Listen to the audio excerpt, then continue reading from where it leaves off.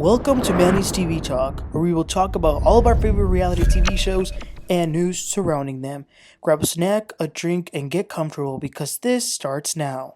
Hello, everybody, and welcome back. Today, we're going to be talking about the new episode of Love and Marriage Huntsville, Season 8, Episode 2. Let's get right into it. I just can't, because literally I'm just getting started. So the more I grow and the higher I go, the smaller my circle is going to become anyway. And that loyalty is more important than it's ever been. I don't have room for that in my life. Like, I just don't. Alright, so we start this episode with Carlos and Melody's live podcast show. Now, everything was going well, but y'all know Carlos' middle name is Messy Child. So he brings out to the stage Sunny and Moses. So just to remind everyone real quick, Moses is Destiny's ex, and Sunny used to be Destiny's producer. So now get this. Moses married Sunny. What? Now, I found it crazy how Carlos sat up there kind of bragging about what Sunny did. Like, oh, producers know everything. She knew everything about Destiny. And I'm just like, no, Carlos, she crossed boundaries as a producer. That's crazy. There were some people in the crowd that were not super open to Sunny. They were kind of throwing, they were just shouting things. But, I mean, can you blame them? So, Sunny says Destiny never confided in her about this man. Moses says that they met at some family event while he was still dating Destiny. He then starts to give a weird, discombobulated timeline. Even Melody said that these sequence of events sound a little gray. Moses says that he and Destiny never broke up, but that she knew it was over. There were long distance issues, and she wasn't the quote woman I needed to be. So Carlos asks if Sunny ever told Destiny what was happening. Sunny says that she did reach out and texted her and said, "Call me." She said that to Destiny. Now she says Destiny didn't call her like she asked, but she says she did tell Destiny that they were dating and that it was getting serious between them. She then starts to go off on Destiny, talking about, "I don't owe anyone loyalty." And she even goes as far as to say that the whole time Destiny was with Moses, she was the side piece. That's crazy. Now, let me tell y'all, they even gave these people a confessional, and I just think this is the ultimate conniving come up. I mean, think about it. At some point, it was Sunny asking Destiny questions in her confessional, and now it's Sunny sitting on a confessional with Moses. Crazy. Okay, moving along, we see the brothers, Maurice and Marsau. Maurice is talking about a mom and pop-up shop he and Kimmi purchased. It's a commercial building, so he will need Marsau to be the general contractor and do some good stuff in it. They then talk about Martell. They're saying that Martell was becoming unhinged.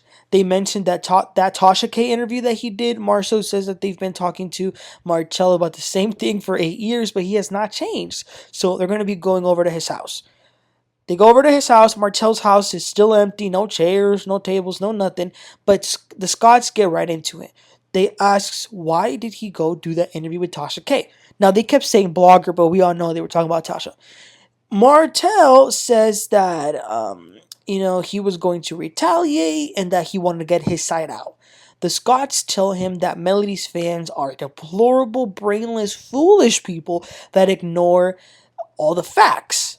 Whoa. Maurice even brings up Donald Trump about like who's got fans or whatnot. So their point is that the fans aren't going to change their minds about Martell. Martell says it's not about changing the fans' minds, it's about me putting the truth out since Melody put something out first. But again, Maurice and Marsau are telling him that the execution and result of what Martell is doing doesn't help him at all. Martell says, y'all ain't never been through the same situation. And Marsau says, yes, I have.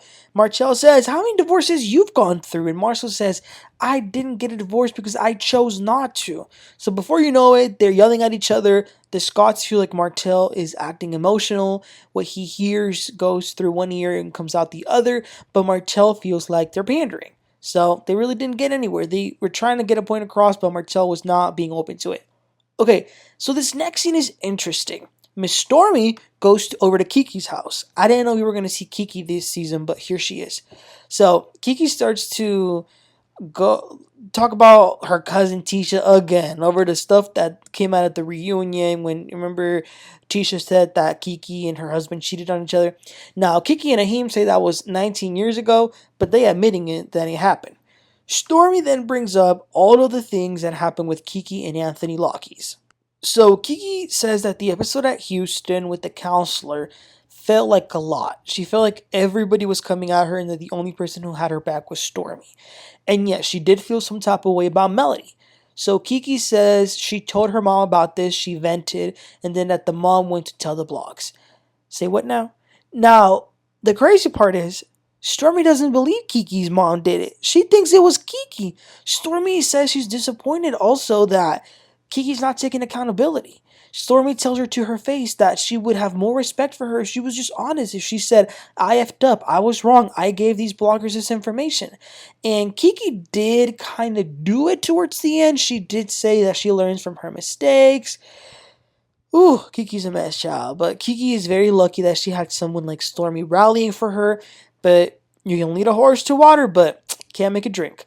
So, next scene, moving along, we finally see the fabulous Kimmi for the first time this season, and she meets with Tisha at this nice little coffee shop.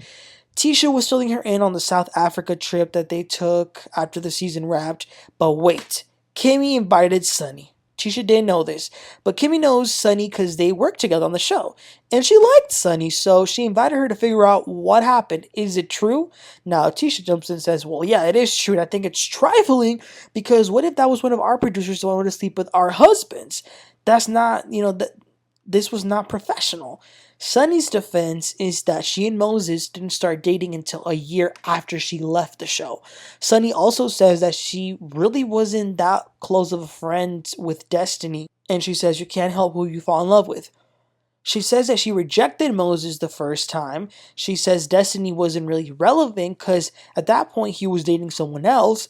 She also called Destiny to let her know, and Kimmi's like, you wanting to call her to let her know is you knowing that it was not 100% okay the way that you went about it. But I was dying at Tisha because she kept calling the girl trifling, selfish. I think she was probably just sticking up for Destiny as a friend.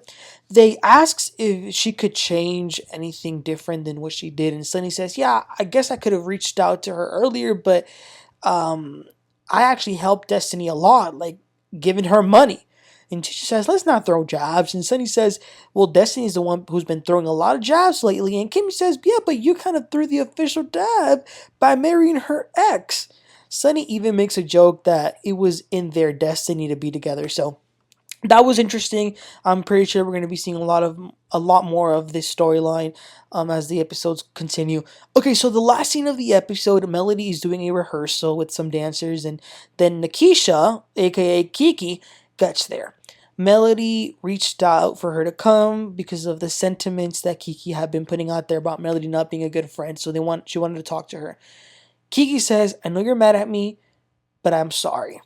She says that she did feel some type of way about Houston. She called her mom to tell her that she did feel slighted by Melody.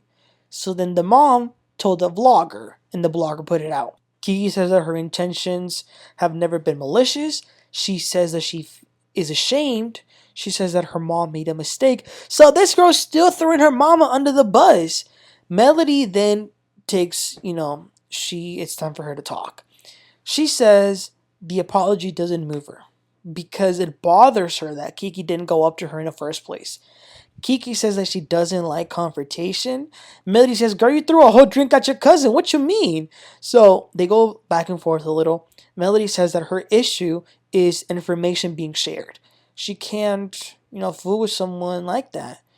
Melody says, I've written for you. I brought you a drug test. I helped you do this and do that. So because she can't afford to question if someone is being loyal or not, she can't accept Kiki back. She wishes her the best, but they can't be friends. So then Kiki leaves. We see her get in her car and drive off. And I believe this is the last time we will ever see Kiki on Love and Marriage Huntsville. And that was the end of the episode, you guys. So, really good episode with Sunny. Look, I understand if what she's saying is true, she fell in love with Moses, whatever. Okay, fine. But my problem with it is, why you on the show now? Like, it kind of looks like you're trying to get clout. I don't know. It's kind of weird if you were, like she said in the episode, you can't help who you fall in love with. Fine. fall in love, get married, and go live somewhere. But why you gotta be on the show? As far as Kiki, again, throwing her mom under the bus is crazy. That is really crazy. But anyway, you guys, let me know your thoughts about this episode. Happy Mother's Day to all of you mothers out there.